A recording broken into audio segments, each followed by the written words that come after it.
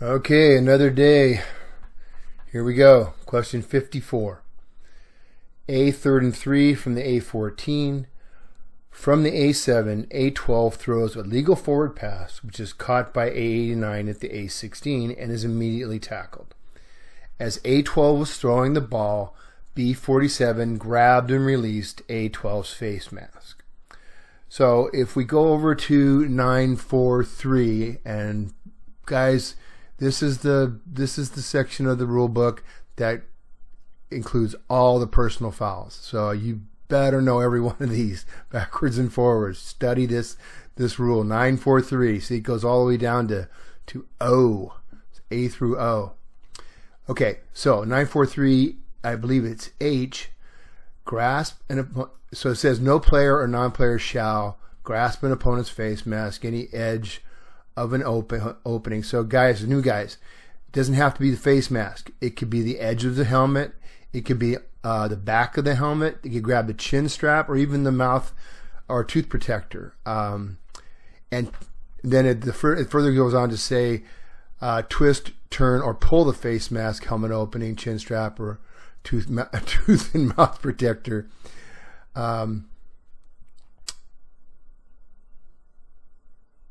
Or this is so we have or incidentally grasp, the same list of things.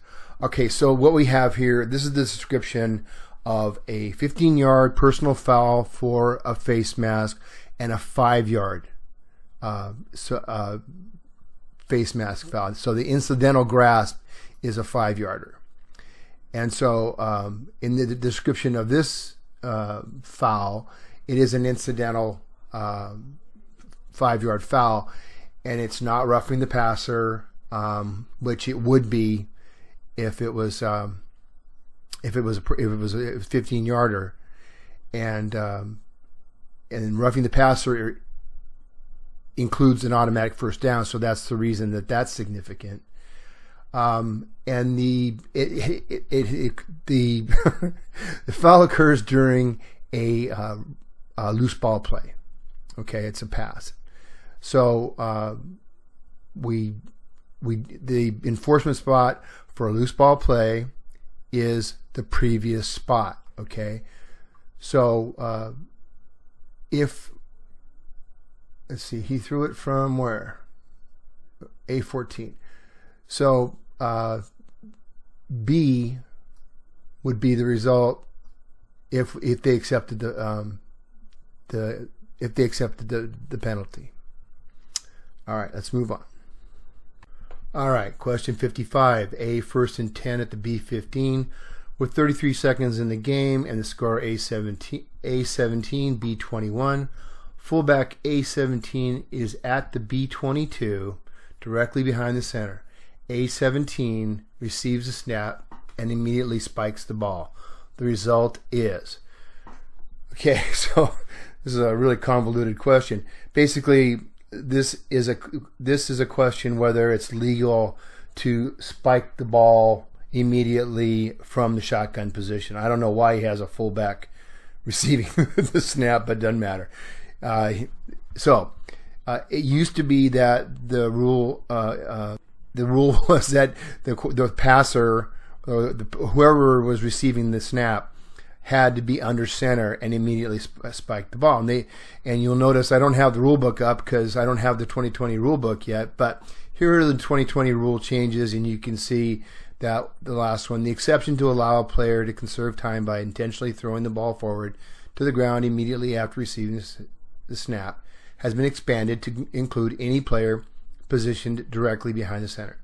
This exception now includes snaps that are not hand-to-hand.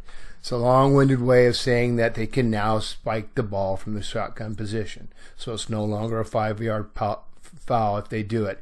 It used to be 5 yards for intentional grounding. Okay, let's move on.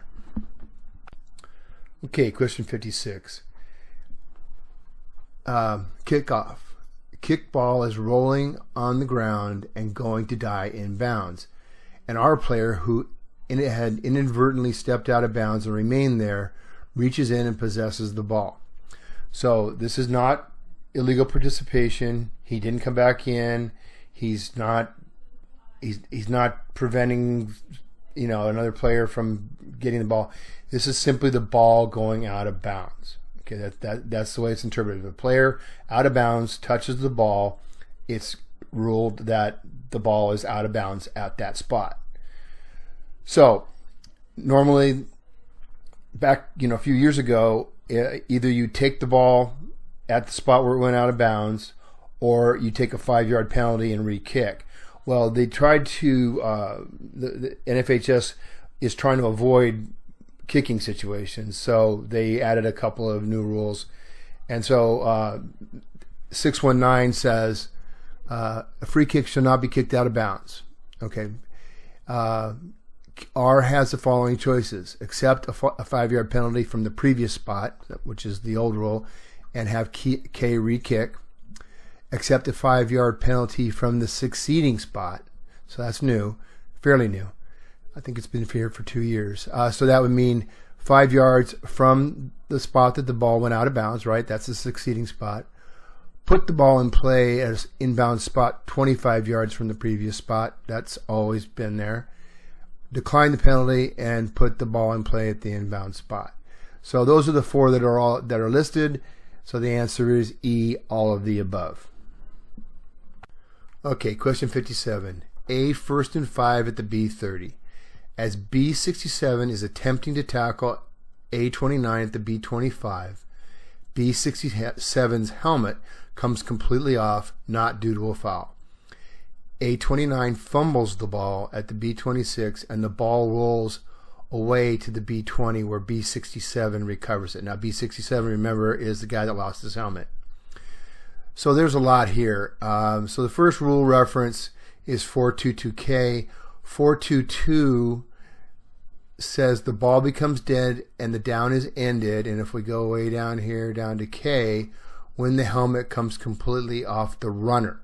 Okay, so if the ball carrier helmet, if his helmet comes off, the play is dead. It's dead right where the helmet comes off.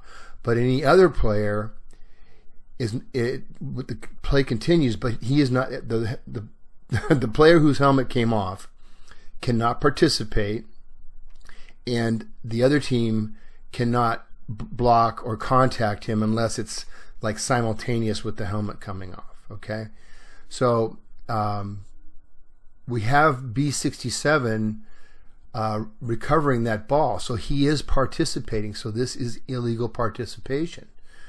So let's take a look at the rule for illegal participation.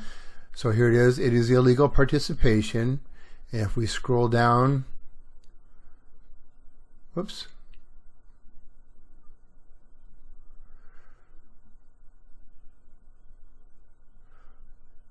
Letter G, for a player whose helmet comes completely off during the down to continue to participate beyond the immediate action in which the player is engaged. So if we have 2 players blocking each other and the helmet comes off and they continue to block for a bit, you're not gonna call illegal participation. But if that guy without the helmet breaks away and blocks somebody else, that's illegal participation.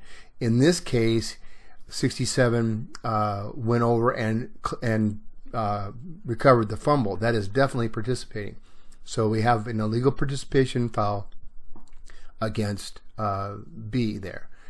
And lastly, the 3510D reference refers to the sending off of a player for the helmet coming off. So to show you that, 3510D, an official's timeout. So helmet comes off as soon as the play is over. You're going to kill the play, and these are the situations where when you do that. D says the helmet comes completely off during the down or subsequent dead ball action related to the down without being directly attributable to a foul by an opponent. So the helmet comes off Now, if the helmet came off because of a face mask foul, you would not send the player off. But in this case, it's not a foul. There was no foul. Helmet came off, so we kill the clock, and he has to go off for one play. So we've got an illegal participation foul that occurs and was being enforced at the end of the run. The end of the run in this case is where A29 fumbled the ball, which was a B26. Illegal participation is a 15-yard foul, but since we're inside the 30, we're going to go half the distance.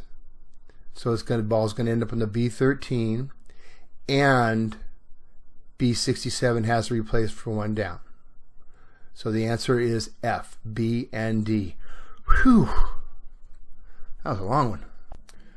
Okay, question number 58. K, 4th and 3 at the K30.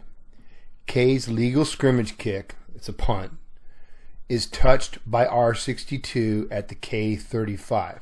This is a really short kick, right? 5 yards. And rebounds into K's backfield. So it's gone behind the line of scrimmage. K47 recovers the kick at the K27 and advances to the K32. So the rule references are 623 and 513F. Okay, 623 is up here. Any K player may catch or recover a scrimmage kick while it is in or behind the neutral zone and advance unless it's during a try. So it was legal for K to pick the ball up because it was behind the neutral zone. Now, if R touches a punt and K recovers it, then the ball is dead where the recovery, and he can't advance. But if it's behind the neutral zone, he can advance. And then the other rule reference is when a scrimmage kick down ends with the ball in the field of play or out of bounds between the goal line, a new series is awarded to the team in possession at the end of the down if R is the first to touch a scrimmage kick while it is beyond the expanded neutral zone. Okay, so you understand it? So the team in possession, if R is the first to touch the scrimmage kick beyond the neutral zone. So if R tips the ball in an attempt to block it, this does not apply. It has to be touched by R beyond the expanded neutral zone. So what we have here is a muff by R. K picks it up, advances it to the 32. They don't make the line to gain, which would be the K33 in this case, but because R touched it, K gets a new series of downs. Okay, so the answer is D, K 1st and 10 at the K32. Okay, A 3rd and 6 at the A30. A12 fumbles behind the line of scrimmage. While the ball is rolling on the ground at the A20, B68, that's the defense, kicks the ball towards A's goal line. A19 recovers the ball at the A6 and is down there. If B's penalty is accepted, the enforcement spot is, okay, so either the A30 or the A20. So we're going to get a little bit into penalty enforcement here. First thing, first rule reference is it defines an illegal kick. No player shall intentionally kick the ball other than a free or scrimmage kick. So no kicking of the ball unless we're kicking off or we're punting or kicking a field goal or a try. Okay, so that is I think it's a 10-yard penalty. We changed the rule last year and make that a 10-yard penalty. Okay, so enforcement spot is based on whether the play is a loose ball play or running play. So down here, 10-3-1, a loose ball play is action during, and then we've got a free kick or scrimmage kick, illegal forward pass, a backward pass, illegal kick, or fumble made by A from in or behind the neutral zone and prior to a change of team possession, which is exactly what we have. We have a fumble by A in or behind the neutral zone prior to a change of team possession. So this is a loose ball play. And then 10.4.2 tells us the basic spot is the previous spot for a foul which occurs simultaneously with the snap or free kick, for a foul which occurs during a loose ball play. So there it is.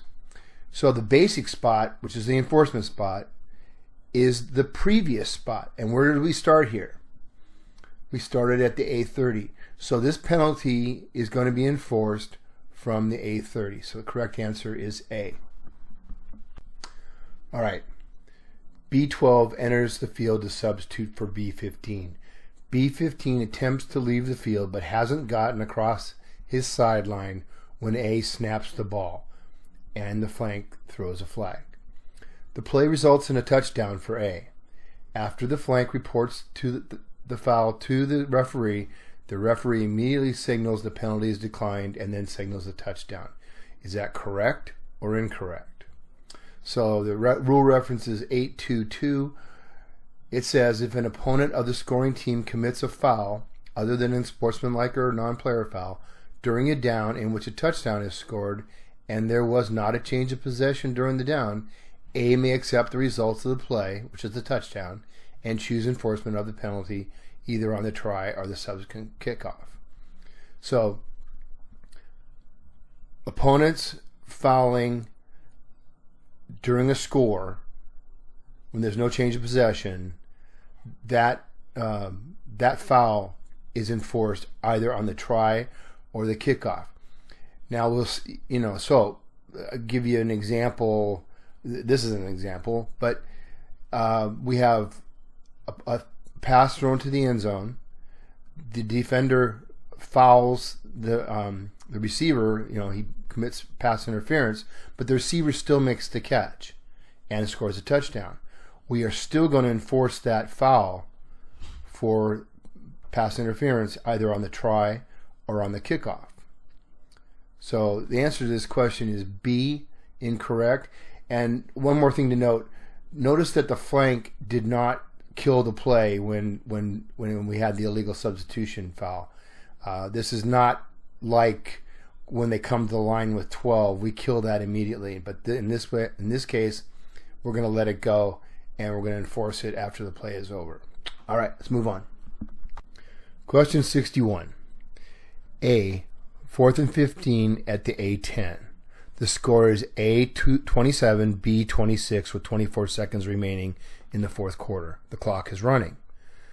The back judge raises his hand, which is a signal that he's got 5 seconds left to the quarterback has 5 seconds before we have a delay of game. Raises his hand, and A67 false starts with 20 seconds remaining. After the penalty is imposed, the referee marks the ball ready for play and starts the clock. Time in the fourth quarter runs out before A puts the ball in play. A, the game is over. B, the referee should have asked the B coach if he wanted the game clock to start on the snap. If the B coach chooses to start the game clock on the snap, it is A, 4th and 20 at the A5, 20 seconds remaining. The game clock starts on the snap. And the rule reference is 347. And this is a relatively new rule. It says, when a penalty is accepted with less than 2 minutes remaining in either half, the offended team will have the option to start the game clock on the snap. Now, so got to be under 2 minutes in either the first or second half, right? So it's important to remind everybody on the crew, hey, we're under 2 minutes, just so we don't screw this up. And we give the option to the offended team whether they want to have the ball start, the clock start on the snap. It's that simple. So the answer is B. The R should have asked the B coach. All right, let's move on. Okay, question number 62. Offensive lineman A66 contacts defensive player B53 at the line of scrimmage, and with continuous contact, A66 drives B53 back 5 yards beyond the line of scrimmage at the left hash. When quarterback A11 throws a legal forward pass to eligible receiver A32 beyond the line of scrimmage near the right sideline. Is that a legal play? Is it offensive pass interference? Or is it an ineligible player downfield? Or is it both? Okay, we're going to go over the rule and then we're going to go over philosophy here. So, 7.5.12. Ineligible A players may not advance beyond the expanded neutral zone. The neutral zone may be expanded following the snap up to a maximum of 2 yards behind the defensive line of scrimmage. So basically, the offensive linemen are allowed to go downfield 2 yards. That's it. And it doesn't matter if they're blocking and pushing the defender back. They cannot go beyond that 2 yard mark. Now, they can. If there's a run or a screen pass, it's not a problem. But if a legal forward pass is received beyond the line of scrimmage, they are ineligibly downfield. Okay, I'm not going to go with the rest of this. It's kind of confusing. But so we've got an ineligible player downfield. Now, if we go to 7.5.10,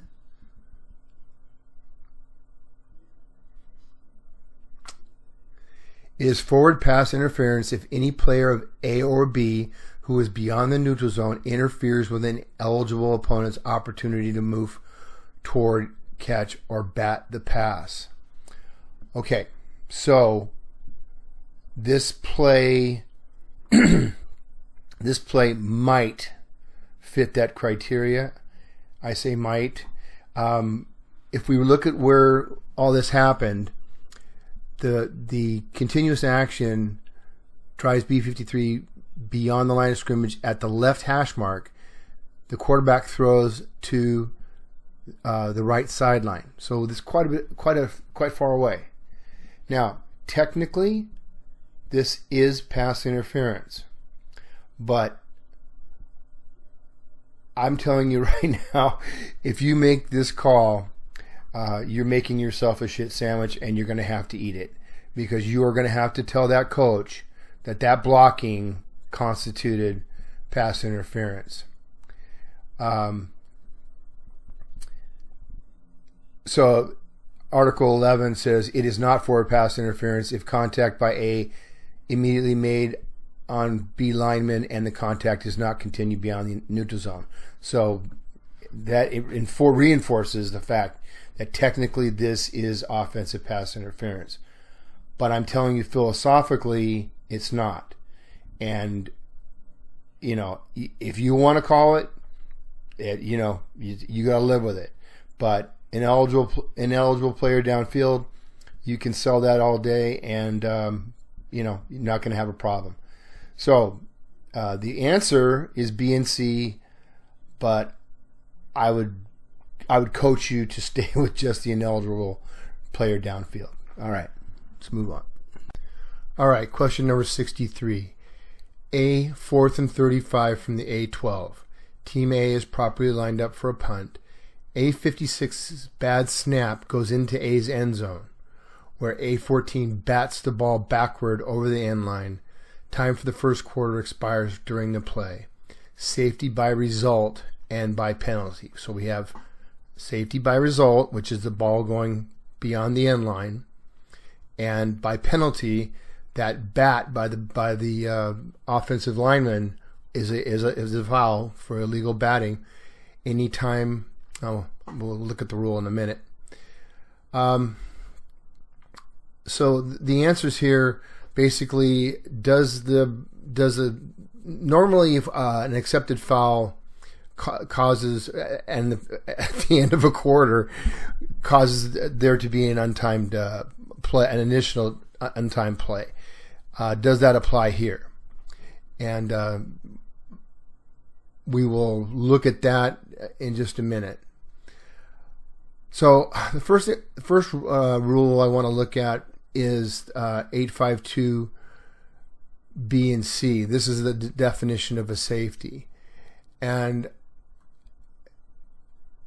basically this is a player who is either in the field of play or in his end zone, forces a loose ball from the field of play or across. Oh, I'm sorry.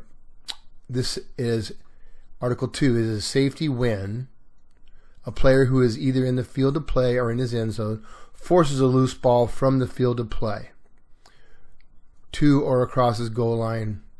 I'm not going to read the rest of it. It'll confuse you, but basically it's just saying if you force the ball into the end zone and it becomes dead or goes out of bounds, it's a safety. The other way that we can have a safety, a player on offense commits any foul for which the penalty is accepted and enforcement is from a spot in his end zone.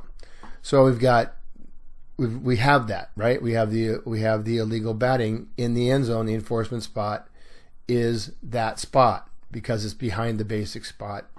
It's called the all but one principle. So we have a safety by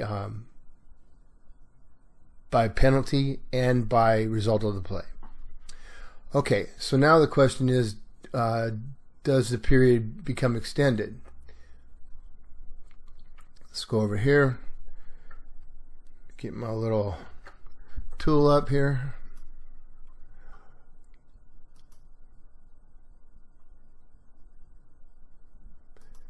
Okay, this is what I was telling you earlier. A period shall be extended by an untimed down if one of the following occurred during a down in which time expires.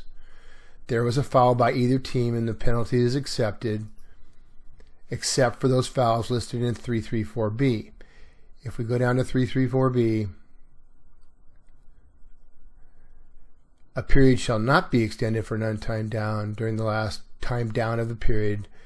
One of the following occurs, and 5 is foul for which the enforcement by rule result in a safety. So we're not going to extend the period. Now the question is, do we enforce the penalty for the batting on the free kick? And we don't. And the reason we don't is because there's nothing in the rule book that says we do. So this is one of those situations where it's not in the rule book. So if there's not a rule that says you enforce the penalty on the ensuing free kick, we're not going to do it. So we're not going to extend the quarter, and we're not going to impose the penalty. So the correct answer there is B. All right, I'm back. It's another day. Whew. Okay, right in the middle of the coronavirus shutdown, so this is a good time to do this. Anyway, let's get started. I'm on question 64. Fourth down. Punter K91 is 10 yards behind the line of scrimmage, in position to receive along the snap. I'm sure it's to receive the long snap. We'll have to fix that. On the line of scrimmage are 3 K players numbered 50 through 79 and 4 K players numbered 80 through 99. So it sounds like there's only 10 men on the field. That's kind of weird, but okay. So is this a legal formation? Now we go over to the definition of player formations and numbering requirements. And it says at the snap, at least 5 A players shall be on their line of scrimmage, and no more than 4 A players be backs. Okay, so we've satisfied that condition. That we've got a total of 7 on the line. At the snap, at least 5 A players on the line of scrimmage must be numbered 50 through 79. Oops. So you only got 4. But there's an exception. On first, second, or third down, when A sets or shifts into a scrimmage kick formation, as in 214-2A, which just happens to be down here, A scrimmage kick formation is one in which no player is in position to receive a hand-to-hand snap from the snapper's legs, and at the snap, either a player is in position with knee on the ground 7 yards or more behind the line of scrimmage. So that's a kick, a field goal or a try position. We're all familiar with that. Or a player is 10 yards or more behind the line of scrimmage and in position to receive the long snap. So we have that requirement. So we have a scrimmage kick formation, and when we have a scrimmage kick formation,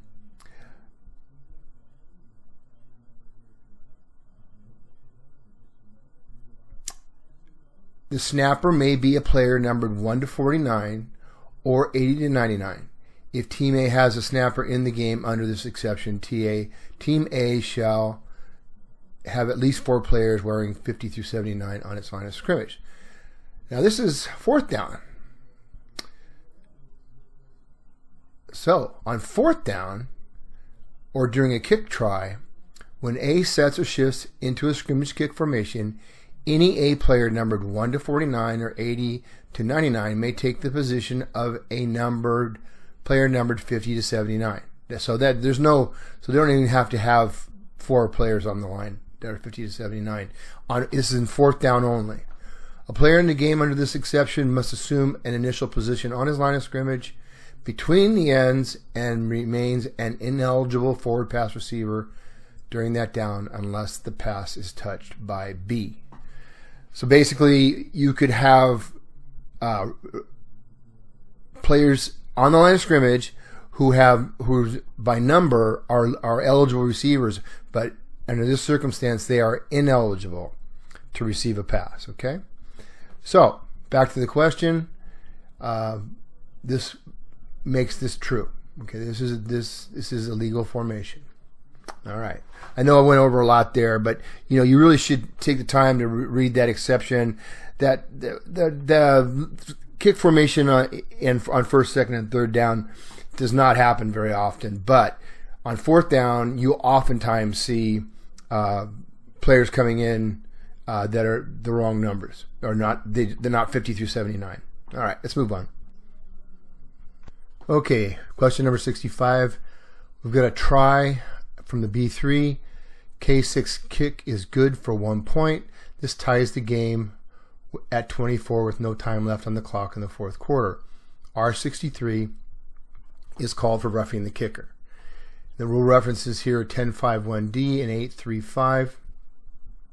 10.5 is special enforcement rules, and you can see that D says a foul by the opponent of the scoring team on a successful try has special enforcement rules. And if we go down here to 8.3.5, if during a successful try a foul by B occurs, A is given the choice of accepting the penalty and replaying the down, following enforcement, or accepting the result of the play and enforcement of the penalty from the succeeding spot. So in this case, the succeeding spot is going to be where the ball is going to be where the ball is placed for overtime. In California, we start at 25. So K can either accept the penalty, move the ball to the 1.5 yard line.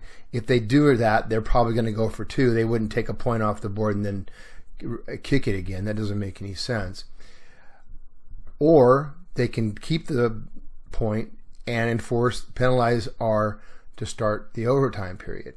And depending on who gets the ball for the overtime period, the ball would either be on the 40 if R got it, or the 12.5 if K got it. That's the enforcement for the roughing the kicker. So the answer is C, A or B. Question number 66. From behind the line of scrimmage, quarterback A7 throws a forward pass which is caught by A57 beyond the line of scrimmage. An eligible receiver is in the vicinity of A57. Is this offensive pass interference? So the first thing we got to know is who's eligible and who's ineligible, and that's covered in Rule 756. And so we have eligibility by position, okay? And we also have eligibility by number. In this case, we're talking about the number. So A57 is ineligible. If you look at Article 6 here, all A players eligible by position and numbering include those who at the time of the snap are on the ends of the scrimmage line or legally behind the line of scrimmage. So they're either on the end, they're the last player on the line, or they're in the back. They're back. There's a possible total of 6, and are numbered 1 through 49 or 80 through 99. So in other words, 50 through 79, those players are ineligible. Okay, so this is 57, so he's an ineligible receiver. This is not offensive pass interference. He's not preventing, he's not preventing a defensive player from getting to the ball. So what is it? Well, if we go down to 7.5.13, an ineligible A player has illegally touched a forward pass if he bats, muffs, or catches a legal forward pass unless it was first touched by B. And that's the situation we have here. It's called illegal touching. Okay, so that is the foul. So then the answer to this question is B, false. Okay, question 67. K 4th and 3 at the K30. K12's low legal scrimmage kick strikes K75, so he strikes one of the linemen in the back at the line of scrimmage and rebounds into K's backfield. K12 recovers the kick at the K27 and advances to the K35.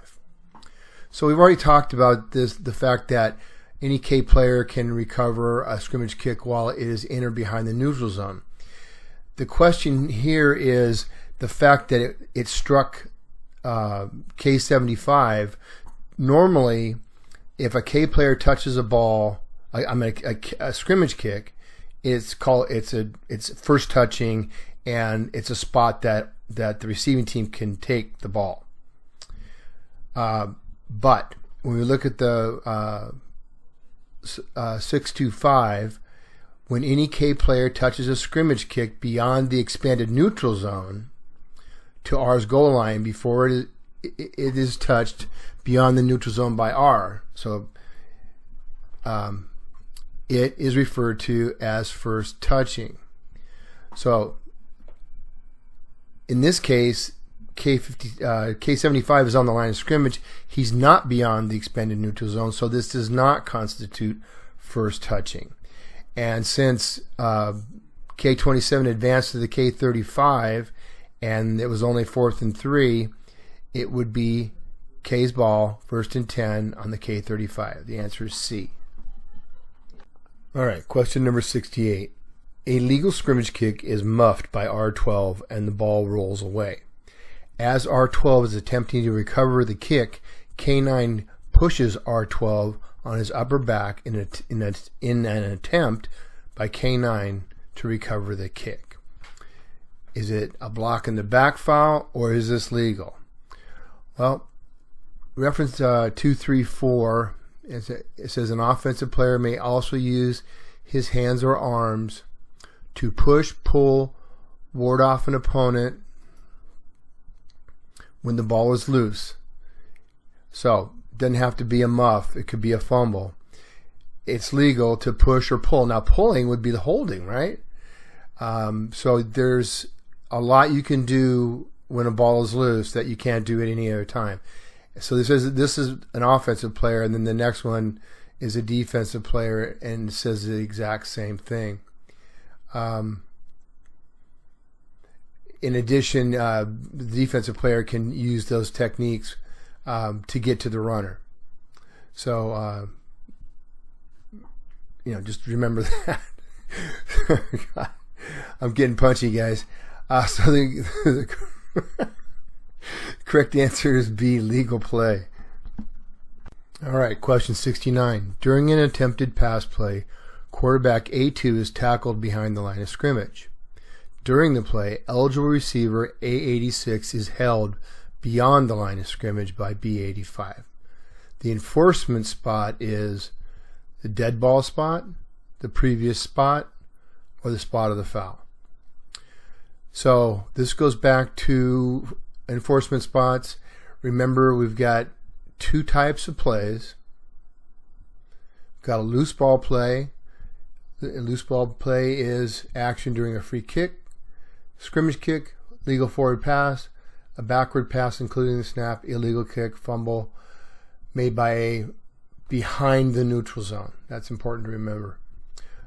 Everything else is a running play. So a running play is any action that's not included under Article 1.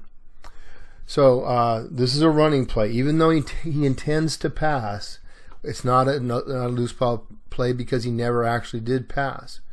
So if we go to 10.4.4, the basic spot is the spot where the related run ends for a foul which occurs during a running play.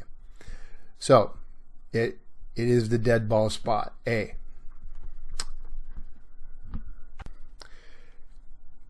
K, 4th and 12 at the K20. With 8 seconds left in the first quarter and the clock running, Team K is facing a strong wind and K58 commits a false start foul. The referee deems Team K tried to consume time by fouling, so the period would end before K had to kick into the wind. After administering the penalty, the game clock starts on the ready for play or the snap. Reference is 346. It simply just says when a team attempts to conserve or consume time illegally, the referee shall order the game clock started or stopped. So it can work both ways. Typically they're trying to waste time. So the answer is B. The clock will start on the snap. Question number 71. The ball is dead and the down has ended. And then we have this long list of things that can happen. There's a focus here on out of bounds. So C, if a runner or the ball in player possession touches anything other than another player or game official that is on or outside a sideline or end line. That's right there in 229, Article 1. That's the definition of being out of bounds. One of the definitions. If a loose ball touches anything, including a player or game official that is out of bounds, that's Article 3. This should this should say ball. There. Okay, I fixed it. So the 422 lists all of the plays. The ball becomes dead and a down is ended, and then it's quite long. I'm not going to read it off to you, but all these things are included in that rule. So it is F, all of the above. Okay, question 72. A, 3rd and 7 at the A33. Quarterback A9 drops back to pass. Guard A67 advances to the A35 without contacting a Team B lineman. A9 passes complete to A89 at the A41. Yes, is this a foul for an eligible player downfield, or is it a legal play? So guard A67 has gone to the 35, which is 2 yards from the line of scrimmage. So he's still in the expanded neutral zone. And the reason this question is here is because for a long time it was thought, based on 7.5.12, that you had to be contacting a defender in order to get that 2 yards. Well, last year the NFHS clarified and said no, any lineman, any ineligible can be in that expanded neutral zone without penalty. So this is a legal play. The answer is B.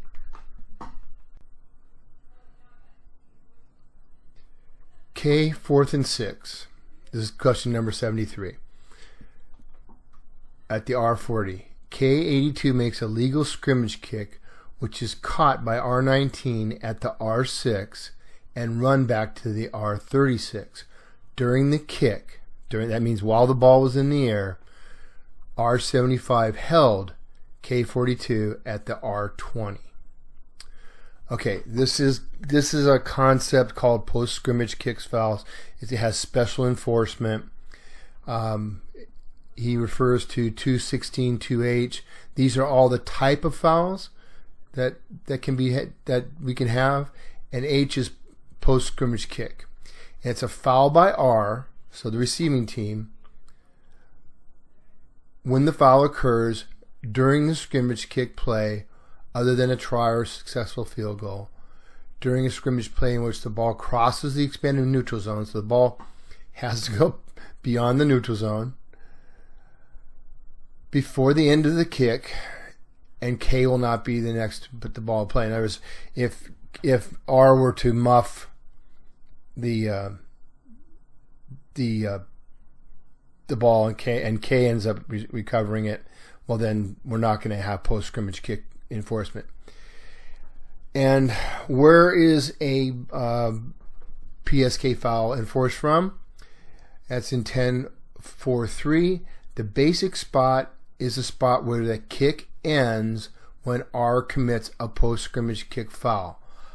R fouls behind the post scrimmage kick are spot fouls. So when the kick ends, when a player gains possession or when a ball becomes dead while not in player possession. Okay, so in this case, the end of the kick is the R6. So we're going to bring the ball back to the R6. That's the end of the kick, and then enforce the foul for the hold. So it's going to end up on the R3. So it'll be R's ball, 1st and 10 at the R3. Answer is B. Okay, number 74. Scrimmage kick formation. R68 rushes kicker K23 and immediately after the kick makes slight contact with K23, who maintains his balance. Is that running into the kicker, or is it a legal play? So we go to 945C. So let's take a look at 945. This is a good one, and this is there's a lot of argument about this one. So this is roughing the kicker or a holder, or running into. The running into is a 5-yard penalty. The roughing is a 15-yard penalty with an automatic first down. So big difference, right? So Article 5 says, running into or roughing the kicker or holder, a defensive player shall neither run into the kicker nor the holder, which is contact that displaces the kicker or the holder without roughing, nor block, tackle, or charge into the kicker of a scrimmage kick or the place kick holder, other than when contact is unavoidable because it's not reasonably certain that a kick will be made. So that's the situation where maybe the kicker is running away from the defender and he starts to try to kick the ball and he gets hit. He was not a kicker yet. So that's a tough one. You've again, judgment and experience come into play here. The defense touches the kick near the kicker and the contact is unavoidable. So this, a block kick, and the defender continues into the kicker. Generally speaking, we're not going to have any kind of roughing foul. C, contact is slight and partially caused by the movement of the holder. That's the situation we have here. And last one, contact is caused by R being blocked into the kicker or holder. So that happens too. Usually there's somebody back there with the kicker, right? If he blocks the receiving team's player into the kicker, that's not a foul. Okay, so for the purposes of our question, the answer is B. This is a legal play. Question 75. Last question for today. Okay, A, 2nd and 8 at the A30. This positioning is important on this question. So remember, the ball, it starts, the line of scrimmage is the A30. At the A20, the quarterback throws a screen pass to A12, who's at the A28. So he is 2 yards behind the line of scrimmage. A12 muffs the ball, and the pass travels to the A35, where A65 catches it and is downed immediately. So we've got a lot of things here we've already talked about. So first of all, A65 by number is ineligible. He's not an eligible receiver. Okay, he catches the ball at the A35, so he's 5 yards downfield, beyond the line. Beyond the line of scrimmage. So we've already gone over this rule. I'm not going to cover it again, but the lineman cannot go past the expanded neutral zone until the ball is in flight. Okay, so this guy is ineligible downfield, and he is not allowed to catch that ball. An ineligible A player has illegally touched a forward pass if he bats, muffs, or catches a legal forward pass, unless the pass has been touched by B. This one wasn't touched by B, it was touched by A. So even though it was, it was a muff, it's still illegal touching. All right? So the answer is E, B, and C. Well, that'll do it for questions 54 through 75 of the summer study guide. I hope you guys are learning something and somewhat enjoying this. Hey, if you like these videos, please subscribe to my YouTube channel. You can do that by clicking on my picture on the right hand side. If you want to see all of these videos in one place, I have a playlist. Click on the link on the left side. This is Mark Andrews signing out.